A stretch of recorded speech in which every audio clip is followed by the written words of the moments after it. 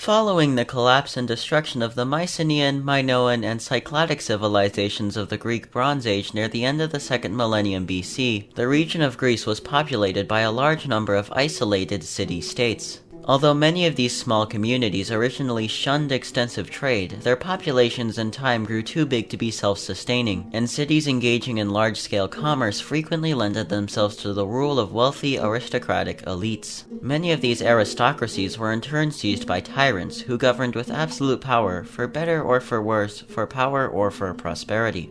As the Greek world became more open to itself, the outside world also seemed more open to Greece. Hellenic civilization expanded both into its immediate surroundings and the colonial opportunities of the wider Mediterranean.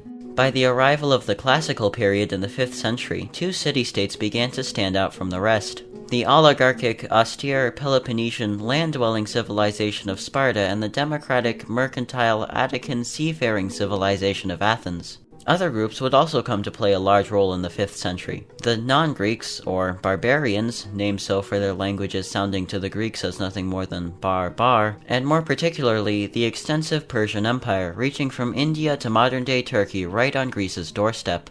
The first Persian invasion was defeated by the Athenians at Marathon. The second achieved a costly victory at Thermopylae and a naval defeat at Salamis before being finally repulsed at Plataea by a Spartan-led coalition. These wars represent a perfect image of Greek unity, the whole peninsula coming together, protecting their treasured right to resume killing each other in a few years.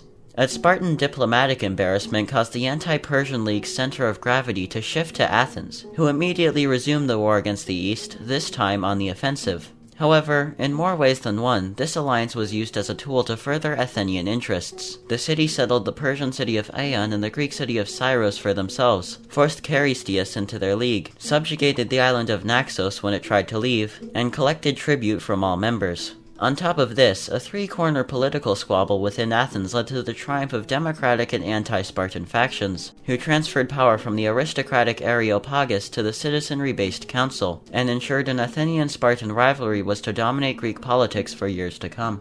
Sparta was denied the ability to respond by more pressing matters at home. Many weren't happy with the honorable Spartan tradition of enslaving 90% of the population, particularly the Helots, who revolted. Along with a run of inexperienced kings and a catastrophic earthquake, this severely impaired their effectiveness diplomatically. When war between the Peloponnesian League of Sparta and Delian League of Athens broke out, however, they didn't fare too badly. Athens began with a successful siege of Aegina and sailed their navy around the Peloponnese, wrecking and defeating ports and armies along the way.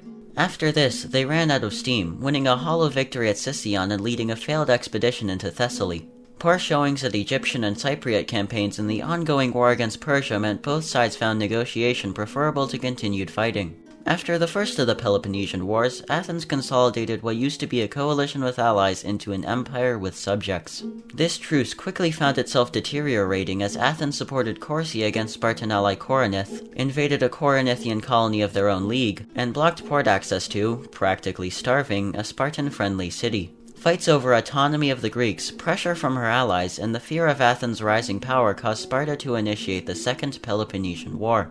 Their strategy revolved around the occupation of the Attican Peninsula every spring, combined with attempts to dislodge the Athenian League's unity, while relying on Persian support in the long run. Athens stuck to defending their city walls, went on often costly naval expeditions, and hoped to put enough strain on Spartan stability to cause a Helot uprising. Athens paid for this war with 1,000 talent yearly league tribute, taxes, silver mines, reserves, and the material riches of temples and artifacts. Sparta found money from wealthy sanctuaries, foreign contributions, and Persian aid, yet they found far less finance than the wealthy but militarily ambitious Athens.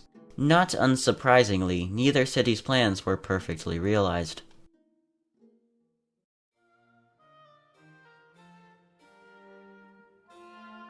The initial phases of the war saw Athens take an early but by no means decisive lead. Although it may have come at the cost of reckless and wild spending, they managed to survive Spartan invasions on land and taught their enemies a few lessons at sea, in addition to suppressing the rebellion of Mytilene and the cities of Lesbos against their league. Although their army, civilian population, and morale were wrecked by a plague in 430, they fought on with a new commitment to modest budgets yet risky plans. Their victories in the coastal Peloponnesian cities of Pylos and Kythera let them threaten the heartland of Sparta, only to follow this up with defeats at Megara in Boeotia and, with Sparta in a precarious position as well, a peace agreement in 421. Despite the war around it, the city and Acropolis of Athens continued to develop at a great pace. Fabulous monuments and buildings were constructed during this time, such as the Temple of Athena Nike, the Parthenion, and the Stoa of Zeus. The period of the Peloponnesian Wars, around the latter half of the 5th century, also saw the lives of many great playwrights, such as the tragedians Aeschylus and Sophocles or the comedian Aristophanes. Because these plays often concern themselves with political, military, and diplomatic events of antiquity, they sometimes play the role of legitimate historical sources, although difficulty in translating intended entertainment into information does cause historiographical disagreement. One political event that plays covered was the rise of the demagogos, or people leaders, bringing with them political rhetoric centered on appeals to the common man. One diplomatic event that a playwright might choose to cover was the continuation of the Peloponnesian War. Although Athens and Sparta had become allies via the terms of 421, both nations were keen to start propping up each other's rivals. Sparta healed a rift in their alliance between skeptics and supporters of peace by a show of strength against Argos, conditioning a friendly oligarchy in their Peloponnesian rival. After Athens aided a subsequent Argive democratic revolt, the truce had officially ended.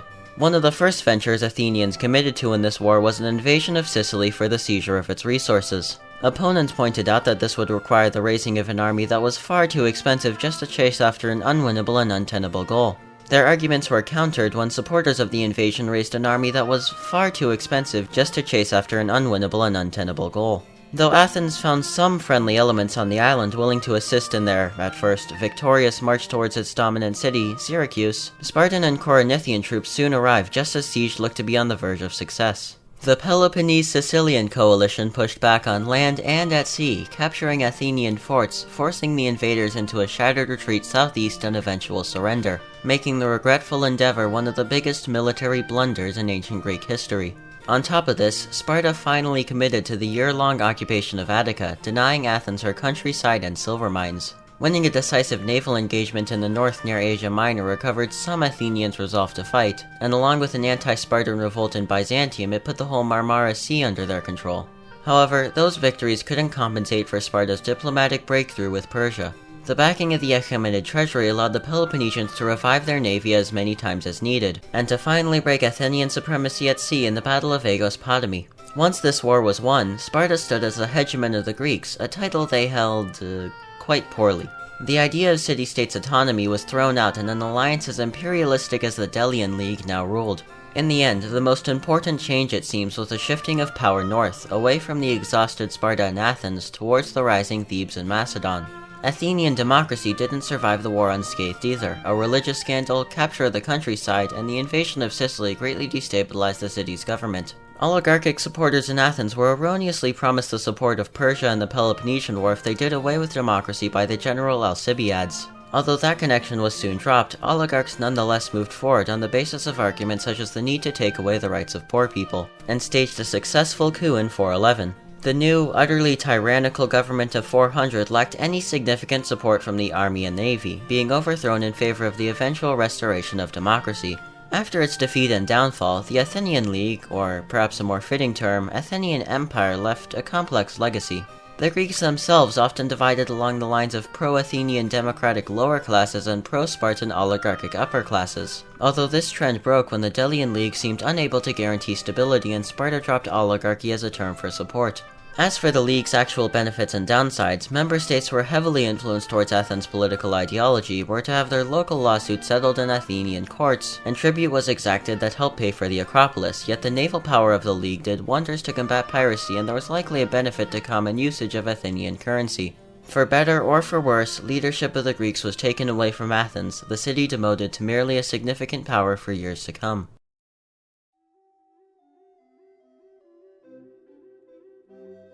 As with most ancient societies, the Greeks obeyed strict gender roles. Men tended to dominate public life and preoccupied themselves with outdoor activities, such as athletics, fighting, farming, and hunting, with women relegated to private lives of household work, typically unable to own property. An odd exception to this was the city of Sparta, whose women were given athletic schooling similar to men and found themselves less under the jurisdiction of their husbands, often too preoccupied getting impaled in Attica to properly oppress their wives. Adult males were the only ones to make the cut for citizens, although being lower class, a foreigner, a slave, a serf, or indebted could restrict or exclude even this demographic's political freedoms. The economy wasn't built around big industry or large private enterprises, but revolved around small workshops, often comprising an artisan and a few slaves. Education wasn't something the state concerned itself with, save military training, and save, again, the state of Sparta.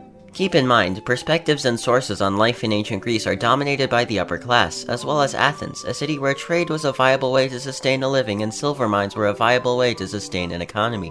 Religion was one of the few things Hellenic civilization had in common. Ancient Greeks didn't have faith based upon studied scriptures or organized priesthood, but interpreted natural events or disasters such as earthquakes and plagues as the intentions of the gods they paid sacrifice and held festivals dedicated to. In the 4th century, bawdy and often politically focused old comedy gave way to the dominance of private, domestically focused new and middle comedy. The art of politics and exploitation of rhetoric increasingly became points of study, especially in democracies, for whom the skills of oration became vital to a successful public career, and to politicians seeking to get their way in city-state assemblies. Intellectuals of this time came to be known as sophists, traveling teachers and philosophers willing to question all established knowledge, from politics to ethics to religion, in their quest to find the nature of reality and ways in which society could be governed, often with a destabilizing and unwelcome effect in war-weary Athens. The victor of the war that made Athens wary, Sparta, began their dominance of Greece in a mixed manner. Despite a mostly unsuccessful expedition to liberate Ionia from the Persians in 400 to 394, and a Pyrrhic victory in the Corinthian War against the new Athenian coalition, their ability to easily defeat and subjugate Thebes, Mantinea, and the Chalcidian Federation of the North didn't inspire total doubt in Spartan hegemony over Greece. However, after Theban Democrats returned to overthrow the instated oligarchy, they made an alliance with Athens to fight a decisive war against Sparta. This coalition won several victories at land and sea, the Thebans in central Greece at Tegria, the Athenians in west Greece at Corcia, before a final, decisive blow to Sparta thanks to novel Theban tactics at Leuctra. The Peloponnesian city never recovered from this. Low birth rates, wars, and natural disasters led to the number of citizens dropping below 1,000. Sparta may not have remedied a low population by making common infanticide and occasionally deporting all foreigners' national traditions. They were forced to fill gaps in the army with lower quality troops, their allies left them, and the Helots successfully rebelled to create their own state. Before getting to the decline of classical Greece, here's a little word about the western Hellenic colonies in Sicily, and more particularly the city of Syracuse, originally a colony of Corinth. The town came under the rule of tyrants from the city of Gela in the 480s, who allied with the central city of Acragas and expanded their domain in a war with Rhegium and Himera. The latter of those two appealed to Carthage for support, yet Syracuse successfully repelled the subsequent invasion to become leader of the island. When the popular ruler Hieron died and his terribly oppressive brother took over, Syracusans revolted and established a democracy along with achieving a practically unified Sicilian state, for a few decades. In the late 400s, Carthage invaded again with yet another large force. The Syracusans and their allies had some success resisting them in the west, but ran out of supply, and after losing Acragas and Gela, they ceded West Sicily and many cities became Carthaginian tributaries. Following this, two tyrants came to rule. The first, Dionysius, technologically improved the army, conquered or colonized small territories abroad, and fought a series of mostly inconclusive wars with Carthage. The second had his reign interrupted by internal conflicts, after which the statesman Timoleon came out victorious. He won against and pacified the Carthaginians, isolating them to the north and west, along with overthrowing Sicily's remaining tyrannies, resigning as leader soon after to be remembered favorably as a bringer of prosperity to the island.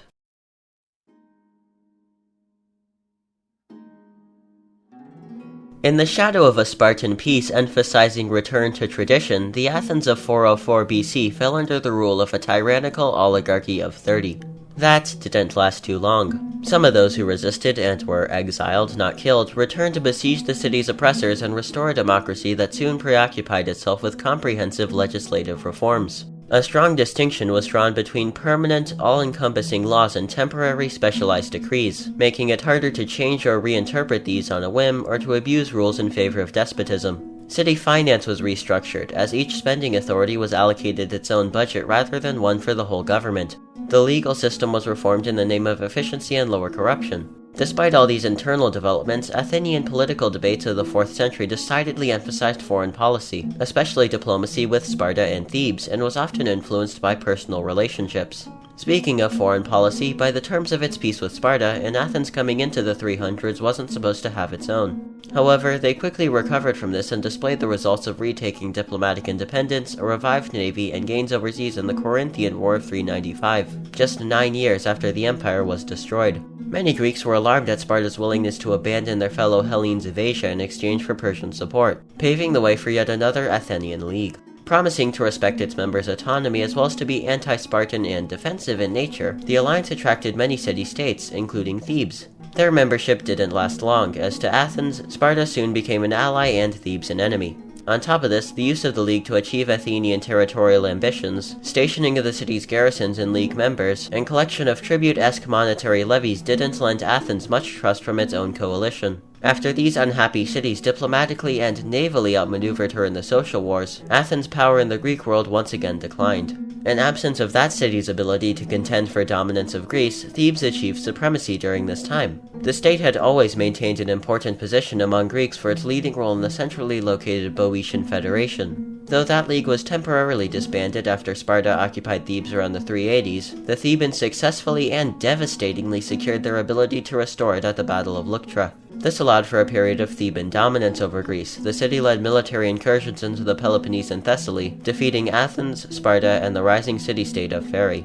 Exhaustion from the Third Sacred War against all three of those enemies finally stopped their momentum, and the fatigue and destruction of that conflict was exploited by a previously forgotten power in the north, Macedon. While all sorts of squabbles were going on among cities of the Greek south that largely ignored him, King Philip II of Macedon began to transform his domain from a primitive society to a semi-urbanized agricultural one, along with the making of a superior infantry phalanx thanks to the Macedonian scientific breakthrough of longer spears. Philip proceeded to make expansions east against Thrace and south against Athens and Athenian allies. Capitalizing on the Third Sacred War, intervening late and unpredictably, ensured Thebes, Sparta, and Athens grew exhausted while he grew strong. All these factors allowed Macedon to finally achieve an irreversible and conclusive victory in the Battle of Greece when they outmaneuvered an Athenian-Theban coalition at Chaeronea. All of Greece, with the exception of a conveniently isolated Sparta, was to acknowledge his hegemony as semi-autonomous cooperative subjects, along with the embracing of a common peace. After the death of Philip in 336, the throne of Macedon was inherited by his son Alexander, who, after crushing a Theban revolt against Macedonian hegemony, followed his father's ambitions and led Greek forces into the Persian Empire.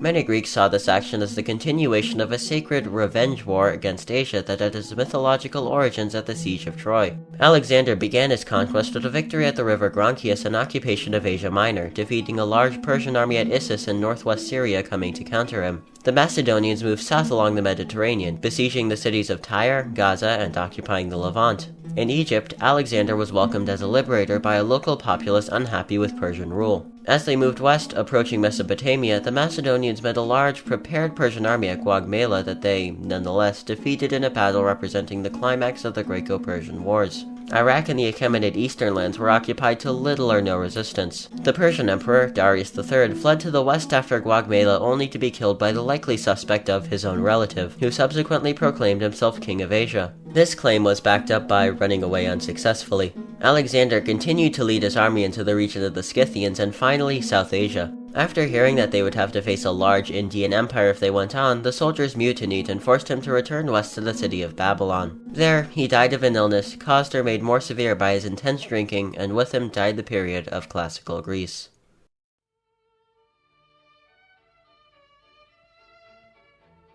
It's hard to describe this era as anything other than the zenith of Greek history and the long period of efflorescence. It would take the area of the modern-day nation around 2 millennia to match the combined population of the world built by its classical city-states. Archaeological evidence, that admittedly leaves little space for precise calculation, allows us to estimate that this period saw up to a 10-fold increase in per capita consumption. Aggregate economic growth has been evaluated at between 0.6% and 0.9% annually. The percentage of the population living in urban cities, urban by pre-modern standards, seems to be about 32%, while average lifespans increased by 10 years from the 8th century. Wealth was distributed far more equitably than classical Greek contemporaries, with 58 to 42% enjoying the remarkable privilege of being able to feed their family while not going bankrupt, making up a productive middling class. For comparison, 92 to 86% of ancient Rome's population had barely enough wealth to maintain sustenance. There are many ways to explain why Greece experienced such exceptional prosperity during the 5th and 4th centuries BC. The theory I'm going to present here is only one of many, and I recommend reading further into the topic yourself.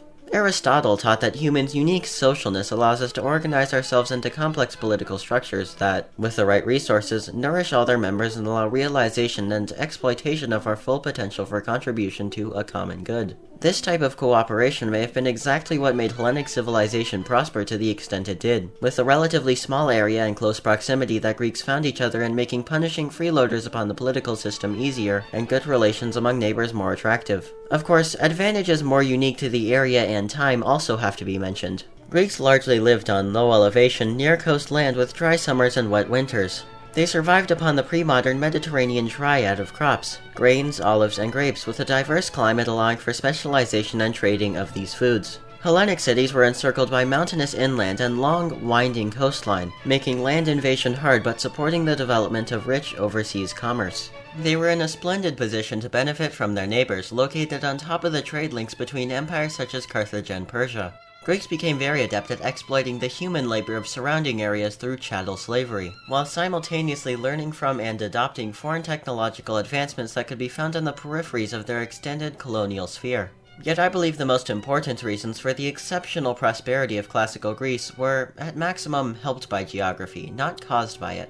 Intense specialization, civic culture, and an atmosphere of cooperation, innovation, and competition. The diverse range of Greek microclimates and cities encourage people and states to invest in specialization and the development of their own expertise. This expertise was then used very commonly for cooperative and collective means. Legal protections and civic culture remove the risks that came with the chaotic and unpredictable governance of despotism, making positive returns on capital investment far more predictable. Knowledge of transaction costs, public insurance institutions, state incentive, and egalitarian rules further encourage investment in one's own skills and abilities. Now, these freedoms were scarcely afforded to non-citizens, demoted to such status for crimes like being female, meaning that only so many people enjoyed these benefits.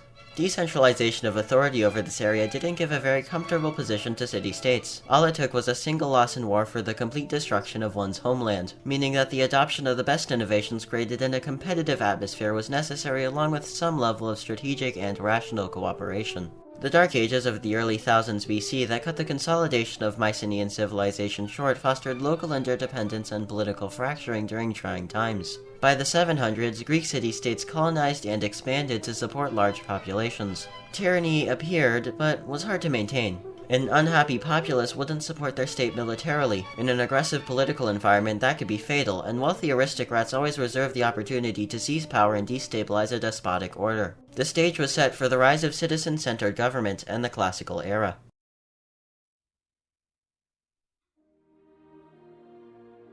At the opening of the 5th century, we once again return to the cities of Sparta and Athens. The Spartans had a militaristic social order created by what is now known as the Lycurgan reforms to thank for their large, consolidated domains in the Peloponnese. Spartan society and success centered on a centuries-long hyper-specialization in land infantry. Although an oligarchic, segregated, and hierarchical city, Sparta allowed its citizens remarkable equality and collective control over what dominated their culture, the capacity for violence. This made the Peloponnesian state feared throughout the Greek world, with an army that could halt the march of empire and the lasting image of an austere, disciplined, simple city. Prior to the late 500s, Athens had consistently reinforced a reputation of punching below its own weight. Elites and not the citizenry had secured a position of economic and political dominance, yet with no clear way to hold on to it.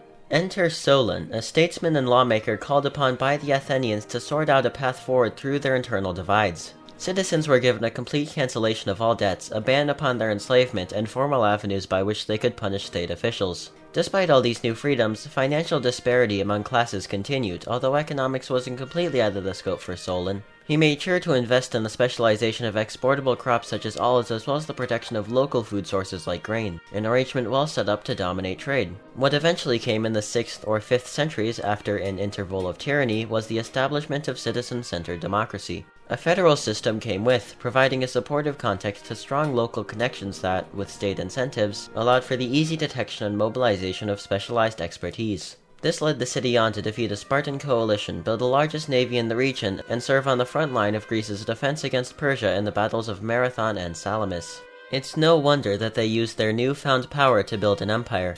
Despite being culturally homogeneous and easily transversable, the Athenian Empire lacked unifying ideology. Although Athenians reckoned a rational analysis of benefits and costs would make subjects realize that membership in their empire was in their best interests, it wasn't as compelling to tell your parents that a rational analysis of the benefits and costs of membership in the Athenian Empire has made you decide that it's in your best interest to die in war, than to tell them that you are fighting for, say, your homeland, your freedom, or the divine. Despite the economic, cultural, demographic, and technological prosperity it encouraged among members, and Athens in particular, Hellenic political culture compelled Greeks to reject Athenian hegemony and domination in favor of their own autonomy as states. The Greek world coming into the 4th century was to be fractured and chaotic, especially as Sparta's own attempt at an empire failed dramatically, and what rose in its stead were several interstate and internal federal leagues. The nature of the words fractured and chaotic don't imply prosperity, but prosperity certainly occurred. More decentralization stimulated more mutually beneficial cooperation, specialization, and respect of civil liberties. In Athens, indirect taxes balanced the budget, a network of civil associations worked for the rights of foreigners or to dissenting ideas, and legal equality was expanded to non-citizens. Non-Greek lands, especially the upper classes, began to adopt Greek customs, innovations, and cultures. Some of those areas were occupied by opportunistic kingdoms, eyeing up Greece as a potential route of territorial expansion. The one that eventually succeeded in conflict against the city-states was Macedon. Although his military genius definitely had something to do with it, domestic, economic, and political factors also have to be considered in an analysis of Philip II's success. Monarchy and the natural state was commonly accepted in Macedon as tradition, leaving little internal opposition to kings with a ruling military coalition at their side wanting to build an empire. Philip was quite popular anyways. One group who proved an indispensable ally in the defeat of the classical Greeks was the classical Greeks, whose large body of experts in all areas of governance and empire were at the Macedonian king's disposal and frequently came in handy. Overall, a limited adaptation of aspects that made Greece successful alongside the reservation of political and social structures that allowed for the building of empire was a key to Macedon's success. But this was not the end for the Greek city-states. Otherwise ambitious Hellenic kings were often swayed against invasion by the fact that Greeks of all classes rallied around collective self-governance, fortified their cities heavily, and continued to form large interstate leagues. Innovations in politics, philosophy, and government made by the Greek world of the 5th and 4th centuries lived on for millennia. One of those innovations you might be familiar with was democracy.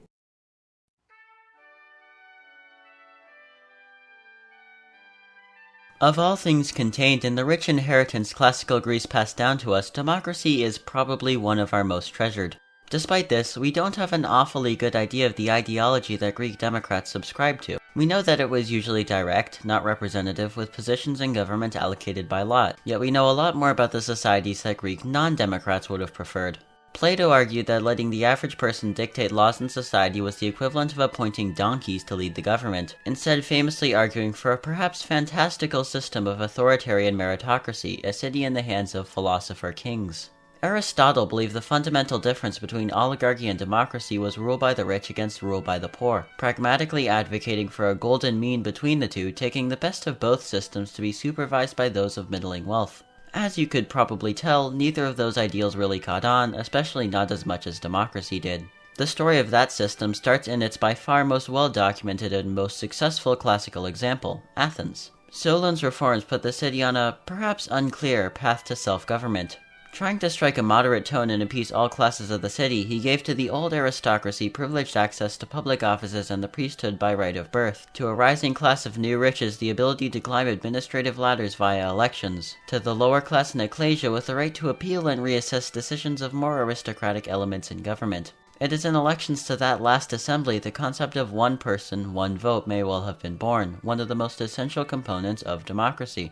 Nonetheless, progress looked to be stopping there. A tyranny under the leader Pisistratus came to rule, preserving despotism in the city by the exploitation of religious festivals for the promotion of national unity, while working around Solon's reforms to maintain absolute power. Evolution towards democracy was only allowed to continue after a Spartan intervention and bout of civil strife around 508, events followed by a bill attributed to Cleisthenes and called the Cleisthenic Reforms. Along with a federal system I already covered, introduced was a council of 500 to direct the agenda of an empowered assembly. Created was a heroic, probably mythical Athenian legend of the Tyrannicides, and established was the measure of ostracism, whereby every year the assembly would decide whether or not to hold an ostracization, in which citizens voted to exile one person from the city for 10 years. That last implementation was particularly controversial. Many citizens were politically illiterate as to interpolis politics, and prior to the Persian War, some of the city's best generals had been exiled. Some votes may have been hard to understand, like when citizens wrote to ostracize one of the worst politicians in human history, starvation.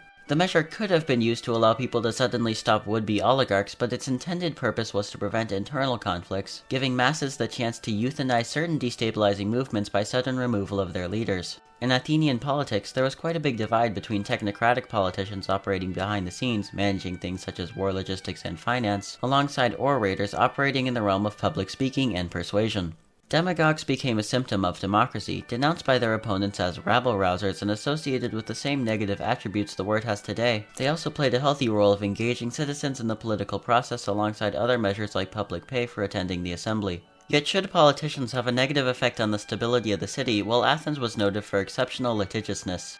Athenian jurisprudence wasn't exercised as the best professional attempt to practice and follow law, but rather the best democratic attempt to identify individuals threatening the state's well-being. The city's courts have been variously criticized for emphasizing judgment on people rather than their crimes and as being easily available means to upscale petty disputes. One of their most ugly episodes will be covered later. Finally, a word about the large amount of the city's population that didn't enjoy political rights. On the perception that they were more prone to emotions than rationally minded, brave-spirited men, women were barred from public office and the public in general, with the exception of some religious festivals. Among slaves, who made up about a third of the population, a few were more privileged than others. Most notably, those considered public property, working the roles of clerks, policemen, etc., sat atop the hierarchy of the subservient.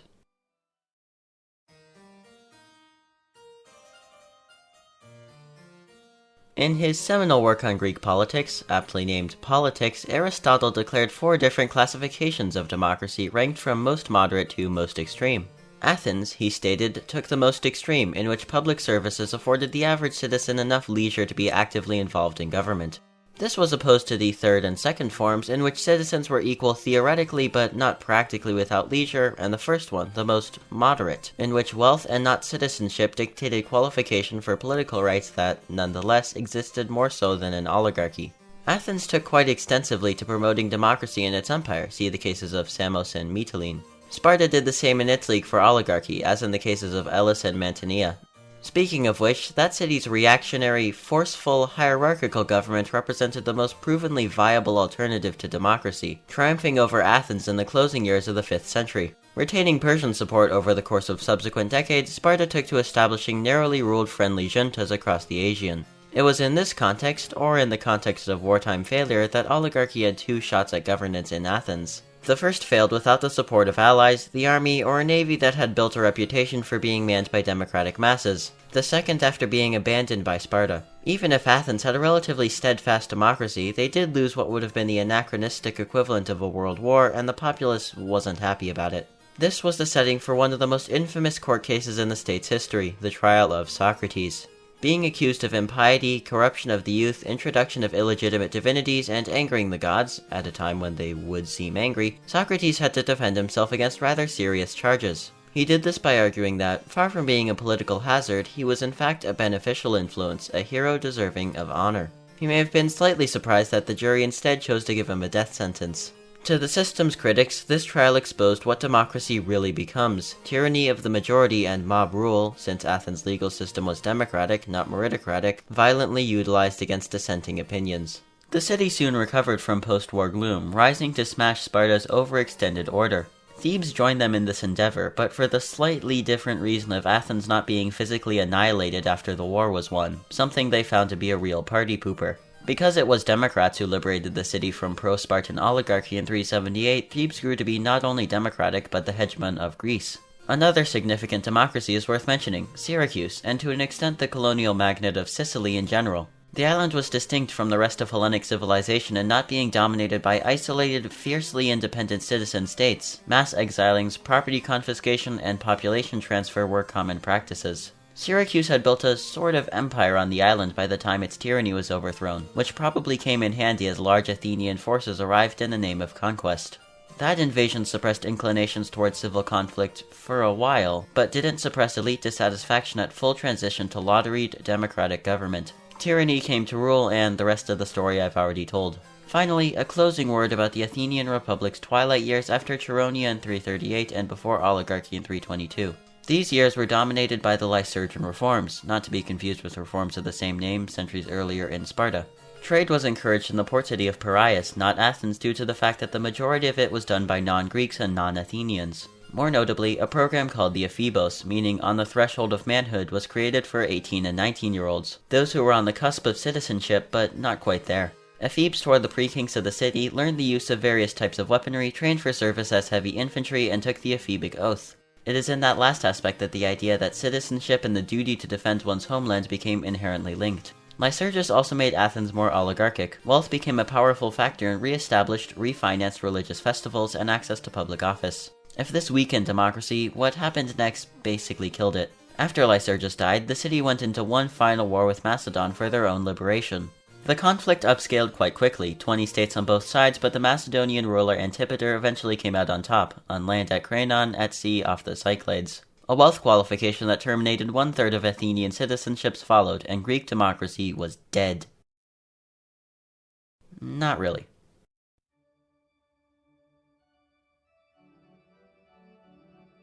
How many democratic values and norms survived into the Hellenistic period is hard to interpret. The kingdoms of the era, and the era itself, dominated a Western world in transition from the culturally homogeneous city-states of Greece to the diverse empire of Rome.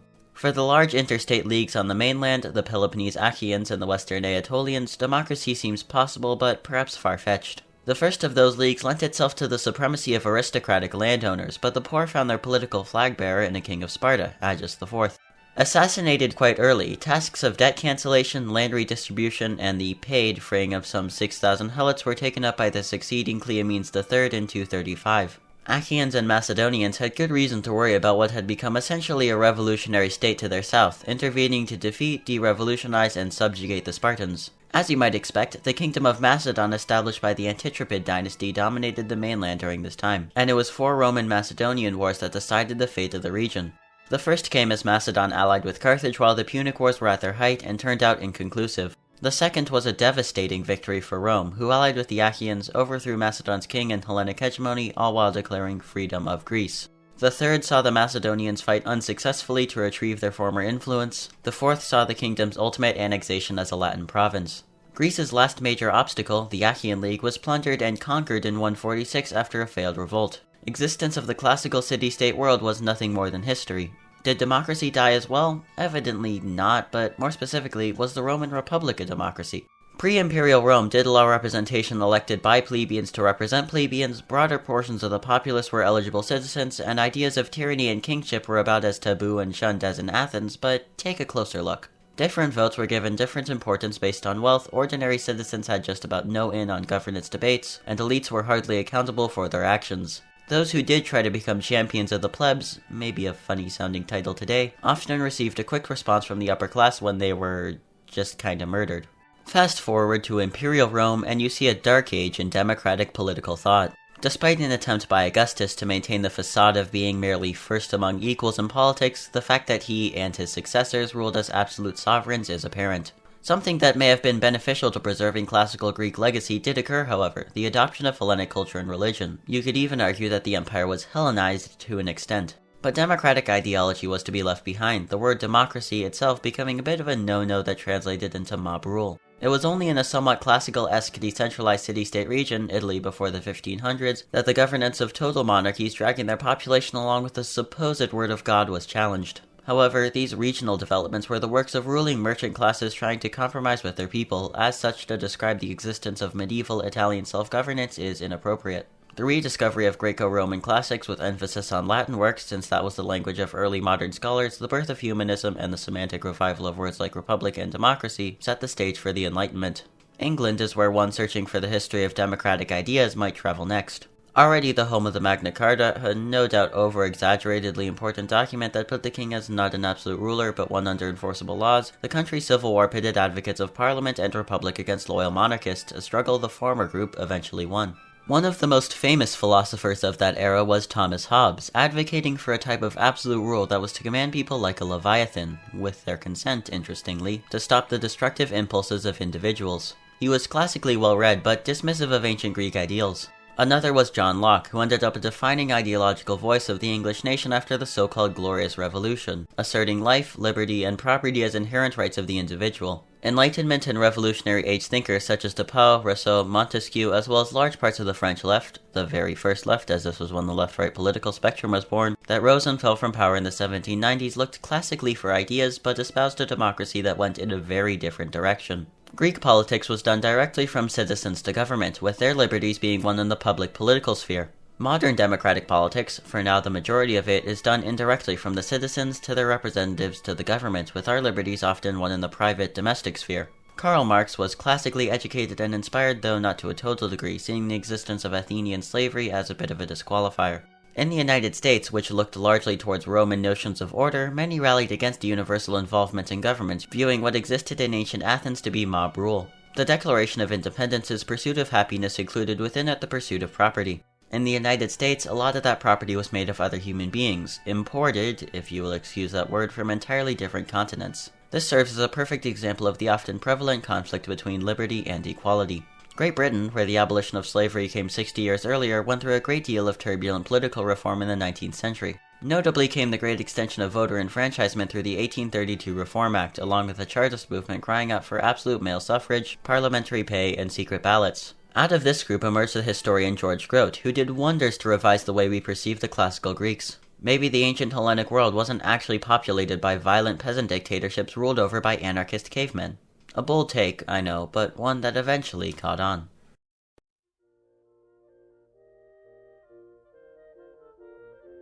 A convincing way to conclude a presentation of classical Greek legacy is way out of my intellectual scope. The Greeks of the 5th and 4th centuries BC occupied such a small historical area, one so tiny that its northern region only extends to the center of the modern-day nation, which is itself only the 97th largest in the world.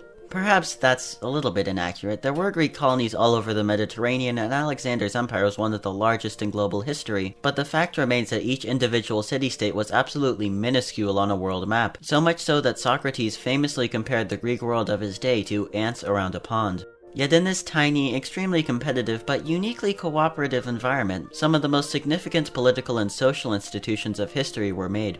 Its alphabet served among the earliest prototypes for our own, its works of philosophy, history, and the sciences are studied to this day. In its heyday, it stood on the vanguard of human progress, and it has remained a point of great cultural interest for thousands of years after its last inhabitants were buried. Now, one might have reservations about its real influence. True, classical institutions and thinkers can serve as an inspiration for us today on how to practice values such as utilitarianism, initiative, and accountability. It may well be the place where public and private liberties were born, but our societies, our governments, even types of democracy are radically different. To that, I can't argue too much, I'm no academic. Still, in Greece's long, grand journey as a nation from a generally poor set of peninsulas in the early Neolithic period to a modern, generally poor set of peninsulas in 2021 AD, not really, there is truly no period that can compare to the grandeur of the classical city-states.